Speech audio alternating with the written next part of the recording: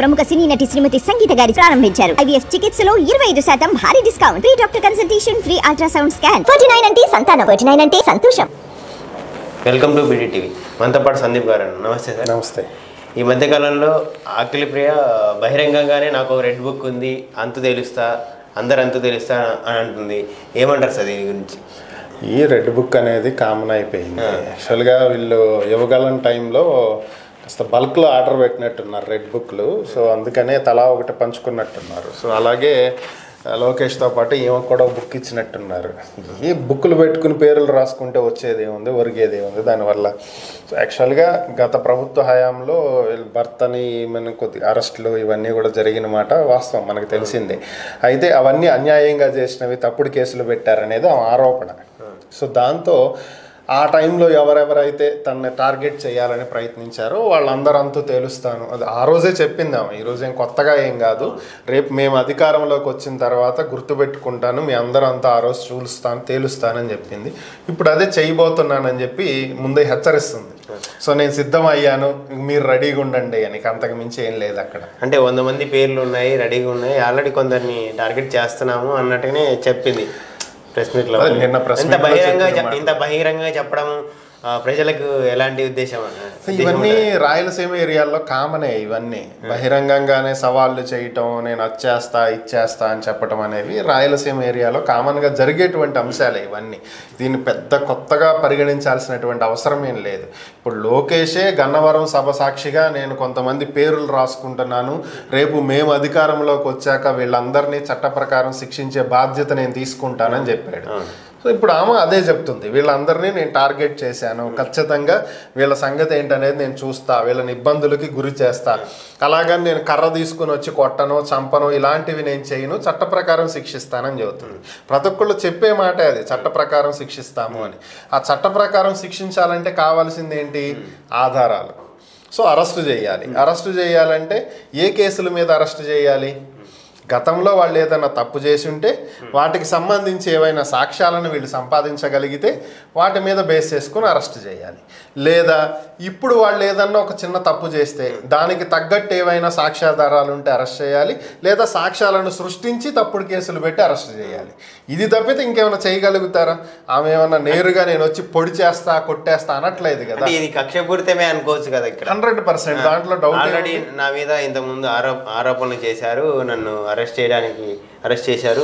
Direct గానే చెప్తుంది కదా, నన్ను బాధ పెట్టారు, నన్ను బాధ పెట్టిన వాళ్ళని నేను బాధ పెడతాను, నేను వదలను అని చెప్తుంది. అది కక్ష సాధింపు అని ఆమె నేరుగానే ఒప్పుకుంటుంది. ఇంకా దాంట్లో మనం వెతకాల్సిన అవసరం ఏముంది? ఆమె డైరెక్ట్గా చెప్పింది కక్ష సాధింపు చర్యలే, అయితే మేము నేరుగా కొట్టము చంపము, డైరెక్ట్గా చట్ట ప్రకారం శిక్షిస్తామని చెప్తుంది ఆమె. అసలు కక్ష సాధింపు చర్యలు అనేది ఆమె చెప్తున్నట్టు. ఆధారాలు ఉన్నాయని చెప్పట్లేదు కదా ఆమె. మరి ఆధారాలు ఆమె ఎతకదు కదా, ఎతకాల్సింది పోలీసులు. ఆధారాలు ఉన్నాయి మా దగ్గర, అవన్నీ ఉంటే కదా. నా దగ్గర సాక్ష్యాలు పెట్టుకున్నాను, మీరు వచ్చి శిక్ష ఇవ్వండి అని ఎవరైనా చెప్తారా? లేదు. కేసు పెడతారు, కేసు పెట్టినప్పుడు ఆధారాలు సంపాదించాల్సినటువంటి బాధ్యత ఎవరిది? పోలీసులది. సో వాళ్ళే చూసుకుంటారు. ఆ పెట్టేటువంటి పరిస్థితి రావాలి కదా, పాయింట్. ఏ దాని మీద కేసు పెడతారు, ఆన్ వాట్ గ్రౌండ్స్, అది కదా ఇక్కడ ఇంపార్టెంట్. సో అదేం చేస్తారనేది చూడాలి. ఈ రెడ్ పుస్తకాలు బులుగు పుస్తకాలు ఇవన్నీ పెద్ద మ్యాటర్ ఏం కాదు. డైరీలో 4 పేర్లు రాసుకుంటే ఆ డైరీ రెడ్ కలర్లో ఉంటే అది రెడ్ బుక్కే అవుతుంది. It's not a matter. చెప్పాను కదా, బల్క్లో రెడ్ బుక్లు ఆర్డర్ ఇచ్చినట్టున్నారు, అంతకు మించి ఏం లేదు. దీనివల్ల ఓట్ల ప్రభావం నెక్స్ట్కి అలా ఉండదంట. నథింగ్ డూయింగ్, ఏమీ ఉండదు. ఇప్పుడు గత ప్రభుత్వంలో ఎన్ని కక్ష సాధింపు చర్యలు చేయలేదు, అన్నీ నీతివంతంగానే చేశారా? నిజాలు మాట్లాడుకుంటే మనం ఎన్ని కక్ష సాధింపు చర్యలకి పాల్పడలేదు గత ప్రభుత్వంలో? చేశారు కదా వాళ్ళు కూడా, వీళ్ళు చేస్తున్నారు. అంతే. ప్రజలు అన్నీ చూస్తుంటారు, గమనిస్తుంటారు. ఈ 5 ఏళ్ళు ఏం మాట్లాడరు. 5 ఏళ్ళు తర్వాత వచ్చేటువంటి ఎలక్షన్స్ వాళ్ళకున్నది ఒకే ఒక్క రోజు, వాళ్ళ ఆయుధం అదే. వీళ్ళను ఉంచాలా వాళ్ళను ఉంచాలా అనేది ఆ రోజు డిసైడ్ చేస్తారు. అంటే ఇక్కడ 164 సీట్లు వచ్చాయని ఇలా చేస్తున్నారా? ఒక్కొక్కరు ఒక వార్నింగ్ ఇచ్చేస్తున్నారు. అంటే ఏ ఎమ్మెల్యేలు తగ్గట్టు వాళ్ళ ఏరియాలలో. మరి ఇక్కడ 164 సీట్లు వచ్చినాయి అని చేస్తున్నారా అంటే అలా అని చెప్పలేము. ఇక్కడ ఏంటంటే గత ప్రభుత్వంలో వాళ్ళకి ఎదురైనటువంటి పరిణామాలు, వాళ్ళు ఫేస్ చేసినటువంటి వాటి దాని మీద బేస్ చేసుకుని కొన్ని ఉంటాయి. వాళ్ళు రిటాలియేట్ అవ్వటం అనేది సహజం. అది ప్రతి ఒక్కళ్ళకి టార్గెట్ చేసినప్పుడు ఈరోజు మనం అధికారంలోకి వచ్చినప్పుడు, అది కూడా భారీ మెజారిటీతో వచ్చినప్పుడు అహంకారం బేసిక్గానే ఉంటుంది ఎవరిలోనైనా. సో గతంలో మమ్మల్ని ఈ రకంగా మీరు ఇబ్బంది పెట్టారు, ఇప్పుడు మేమేంటో చూపిస్తామనేటువంటి ఒక సాధారణమైనటువంటి వ్యవహార ధోరణి అది. సో ఆ ధోరణిలోనే చాలామంది వెళ్తున్నారు, ఒకళ్ళిద్దరు కాదు. సో ఇవన్నీ సహజంగా జరుగుతాయి, కానీ వీటిని కంట్రోల్ చేయాల్సినటువంటి బాధ్యత చంద్రబాబు నాయుడుది. సో ఆయన కంట్రోల్ చేయలేకపోతే అది పార్టీకి భారీ నష్టాన్ని చేకూర్చిపెట్టింది. ఎందుకని అంటే ఇప్పుడు మినిస్టర్ రాంప్రసాద్ గారి భార్య ఉంది, పెన్షన్ల పంపిణీ కార్యక్రమానికి వెళ్తా ఎస్కాట్ వెహికల్ పోలీసులు లేటుగా వచ్చారని వాళ్ళ మీద ఇష్టం వచ్చినట్టు మాట్లాడింది. అది ఎప్పుడైతే సోషల్ మీడియాలోకి వచ్చిందో వెంటనే చంద్రబాబు రియాక్ట్ అవ్వటం, ఫోన్ చేయటం, ఇలాంటివి జరిగితే ఊరుకోనని చెప్పి వార్నింగ్ ఇవ్వడం జరిగింది. ఆయన ఇచ్చారా లేదా సెకండరీ విషయం, మీడియా ప్రొజెక్ట్ చేసింది అయితే అది. నెక్స్ట్ కొలికిపూడి శ్రీనివాస్, తిరువూరు ఎమ్మెల్యే, ఒక వైసీపీ జెడ్పీటీసీకి సంబంధించినటువంటి ఇల్లు దగ్గరుండి కూలగొట్టించారు. అధికారులు వద్దు వద్దు అని ఎంత వారించినా ఆయన వినలేదు. ఆ రోజు వెంటనే ఆయన్ని సీఎం ఫేషీకి పిలిపించి సెక్రటేరియట్లో కూర్చోబెట్టి నువ్వు క్షేత్రస్థాయిలోకి వెళ్ళి ఇలాంటి పనులు చేస్తే చర్యలు తీసుకోవాల్సి వస్తుందని చంద్రబాబు హెచ్చరించాడు. ఆ తర్వాత ఆయన ఎక్కడ బయట తిరగట్లా పెద్దగా. సో ఇట్లా ఏదైనా సరే జరిగేదాకా తెచ్చుకోకుండా ముందే చంద్రబాబు వార్నింగ్లు ఇలాంటివి చర్యలు ఆయన చెప్తూనే ఉన్నాడు అనుకోండి. కక్ష సాధింపు చర్యలకి పోవద్దు అని చెప్పి అది గట్టిగా స్ట్రాంగ్గా ఒకళ్ళ మీద యాక్షన్ తీసుకుంటున్నాం అనేలాగా చూపించగలిగితే మిగతా వాళ్ళు సెట్ అవుతారు. అది ఎప్పుడైతే ఆగుతుందో పార్టీకి బెనిఫిట్ అవుతుంది, లేకపోతే అది ఖచ్చితంగా పార్టీకి నష్టాన్నే చేకూరుస్తుంది. వాళ్ళకి మీకు తేడా ఏంటి, వాళ్ళు చేసిందే మీరు చేసినప్పుడు ఇక మిమ్మల్ని గెలిపించడం ఎందుకు, వాళ్ళని ఉంచితే సరిపోద్దిగా.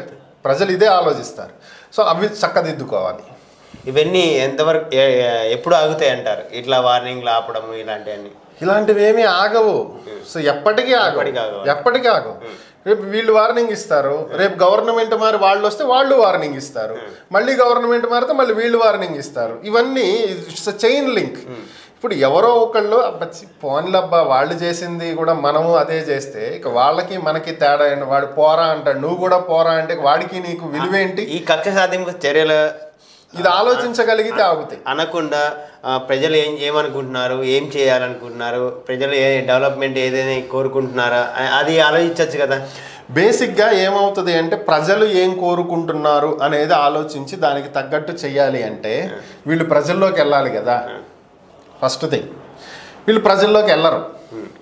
ఏమవుతుందంటే గెలిచిన తర్వాత వీళ్ళు ప్రజల్లోకి వెళ్ళరు. గెలవక ముందు ప్రజల్లోనే తిరుగుతారు, ఇంటింటికి వెళ్తారు, అక్క బాగున్నావా, అన్న బాగున్నావా, అవ్వ బాగున్నావా, తాత బాగున్నావు, ఇవన్నీ బాగుంటాయి. గెలిచిన తర్వాత ప్రజల్లోకి పెద్దగా తిరగనప్పుడు ఏమవుతుంది, అసలు ఆ నియోజకవర్గంలో ఏం జరుగుతుందో తెలియదు, వాళ్ళకి ఏం అవసరాలు ఉన్నాయో తెలియదు, ప్రభుత్వం ఇప్పుడు కొత్తగా తీసుకుంటున్నటువంటి నిర్ణయాల వల్ల ప్రజలు ఏం బాధలు పడుతున్నారో తెలియదు. వీటి వల్ల ఏమవుతుంది, వీళ్ళ చుట్టుపక్కల ఉండేటువంటి అనుచరుల్ని నమ్ముకుంటారు. ఏం జరుగుతుంది ఏంటి అని వాళ్ళ దగ్గర నుంచి గ్రౌండ్ లెవెల్లో రిపోర్ట్ తీసుకోవాలనే ప్రయత్నం చేస్తారు. బేసిక్గా వాళ్ళు ఏం చెబుతారు, ఆహా ఓహో సూపర్, నువ్వు మస్తు చేస్తున్నావు, అసలు మనకే పేరు, అసలు నెక్స్ట్ మనం మామూలుగా రాము, ఈసారి 20,000 మెజారిటీ వచ్చింది, నెక్స్ట్ 50,000 వచ్చింది, మామూలుగా లేదు మనకని చెబుతారు. అక్కడ రియాలిటీ వేరే లెవెల్ ఉంటుంది. పోయినసారి 20,000 వచ్చింది మెజారిటీ, ఈసారి ఆ 20,000 పోగా ఇంకో 40,000 నష్టపోయి ఓడిపోతాం అనేది అసలు రియాలిటీ ఉంటుంది. కానీ వాళ్ళు చెప్పేది దానికి రివర్స్లో ఉంటుంది. దాంతో వీళ్ళంతా బాగానే ఉంది, మనకు అంత అద్భుతంగా ఉంది, నెక్స్ట్ మనం జెండా పాతున్నాం అంటారు. జెండా పాతేది ఏముంటుంది, ఉన్న జెండా పీక్ రావటమే అవుతుంది. అదే జరిగేది. Okay, thank you.